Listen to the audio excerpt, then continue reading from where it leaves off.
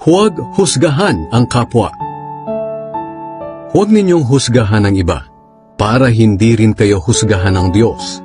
Sapagkat kung paano ninyo hinuhusgahan ang inyong kapwa, ay ganun din kayo huhusgahan ng Diyos. Bakit mo pinupuna ang munting puwing sa mata ng kapwa mo, pero hindi mo naman pinapansin ang malatrosong puwing sa mata mo? Paano mo masasabi sa kanya, "Kapatid, tutulungan kitang alisin ang puwing sa mata mo," gayong may malatrosong puwing sa iyong mata? Mapagkunwari, alisin mo muna ang malatrosong puwing sa iyong mata. Nang sa ganon ay makakita kang mabuti para maalis mo ang puwing sa mata ng iyong kapwa. Huwag ninyong ibigay sa mga aso ang mga bagay na banal, dahil baka balingan nila kayo at lapain. At huwag din ninyong ihagi sa mga baboy ang inyong mga perlas, dahil tatapak-tapakan lang nila ang mga ito. Humingi, humanap, kumatok. Humingi kayo sa Diyos at bibigyan kayo. Hanapin ninyo sa Kanya ang hinahanap nyo at makikita ninyo. Kumatok kayo sa Kanya at pagbubuksan kayo, sapagkat ang lahat ng humihingi ay nakakatanggap. Ang naghahanap ay nakakakita, at ang kumakatok ay pinagbubuksan. Kayong mga magulang, kung ang anak ninyo ay humihingi ng tinapay, bibigyan ba ninyo ng bato? At kung humihingi siya ng isda, bibigyan ba ninyo ng ahas? Kung kayong masasama ay marunong magbigay ng mabubuting bagay sa inyong mga anak, gaano pa kaya ang inyong amang nasa langit? Ibibigay niya ang mabubuting bagay sa mga humihingi sa Kanya. Gawin ninyo sa inyong kapwa ang gusto ninyong gawin nila sa inyo. Ganyan ang tamang pagsunod sa kautusan ni Moises at sa mga isinulat ng mga propeta. Ang makipot na pintuan. Pumasok kayo sa makipot na pintuan, dahil maluwang ang pintuan at malapad ang daan patungo sa kapahamakan, at marami ang pumapasok doon. Ngunit makipot ang pintuan at mahirap ang daan patungo sa buhay na walang hanggan, at kakaunti lang ang dumadaan dito. Nakikilala ang puno sa bunga nito.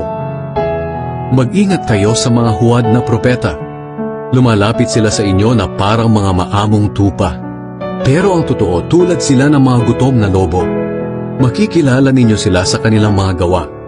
Ang matitinik na halaman ay hindi namumunga ng ubas o igos. Ang mabuting puno ay namumunga ng mabuting bunga, at ang masamang puno ay namumunga ng masama. Ang mabuting puno ay hindi namumunga ng masama, at ang masamang puno ay hindi namumunga ng mabuti.